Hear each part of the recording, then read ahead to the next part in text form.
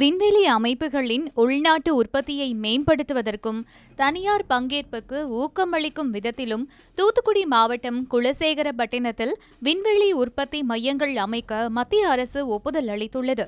இதுகுறித்து தற்போது பார்க்கலாம்.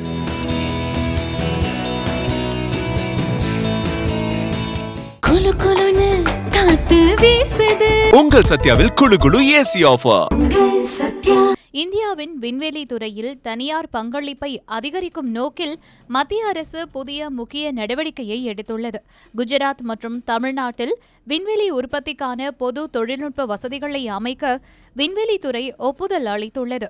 இதன் மூலம் இந்தியாவில் உள்நாட்டு விண்வெளி உற்பத்தி திறன் மேலும் வலுப்பெறும் என எதிர்பார்க்கப்படுகிறது.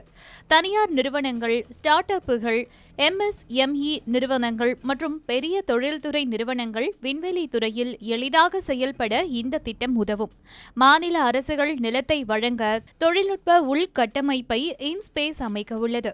குஜராத்தின் அகமதாபாத் அருகே உள்ள கோராஜ் பகுதியில் விண்வெளி உற்பத்தி பூங்கா அமைக்கப்பட உள்ளது.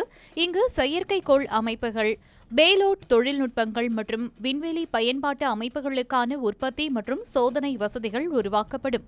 விண்கல அமைப்புகளை உருவாக்க தேவையான அதிநவீன தொழில்நுட்ப வசதிகள் இந்த மையத்தில் இடம்பெறும் என்று அதிகாரிகள் தெரிவித்துள்ளனர். தமிழ்நாட்டில் தூத்துக்குடியில் செயற்கைக்கோள் மற்றும் ராக்கெட் உருவாக்கம் மற்றும் பாகங்கள் உருவாக்கப்பட உள்ளன. இது குலசேகரப்பட்டினத்தில் உருவாகும் சிறிய ராக்கெட் ஏவுதளத்திற்கு அருகில் அமையும்.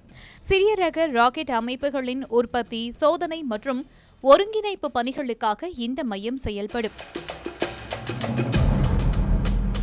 இந்த மையத்தில் ராக்கெட் கட்டமைப்பு சோதனை, ப்ரொபல்ஷன் சிஸ்டம் பரிசோதனை மற்றும் முழுமையான ஏவுதள ஒருங்கிணைப்பு போன்ற முக்கிய வசதிகள் ஏற்படுத்தப்பட உள்ளன. சிறிய செயற்கைக்கோள் ஏவுதளங்களுக்கான தேவை அதிகரித்து வரும் நிலையில் இந்த திட்டம் தமிழ்நாட்டை இந்தியாவின் முக்கிய விண்வெளி உற்பத்தி மையமாக மாற்றும் என கூறப்படுகிறது. இந்த வசதிகளை தனியார் நிறுவனங்கள் தனியாக முதலீடு செய்யாமல் பயன்படுத்த முடியும் என இன்ஸ்பேஸ் தலைவர் டாக்டர் பவன்குமார் கோயங்கா தெரிவித்துள்ளார். ஏற்கனவே பல நிறுவனங்கள் முதலீடு செய்வதற்கு ஆர்வம் காட்டியிருப்பதாக தெரிவித்துள்ளார். மேலும் இந்தியாவில் சுமார் 10 மாநிலங்கள் இதுபோன்ற விண்வெளி உற்பத்தி மையங்களை அமைக்க ஆர்வம் தெரிவித்துள்ளதாகவும் தகவல்கள் தெரிவிக்கின்றன.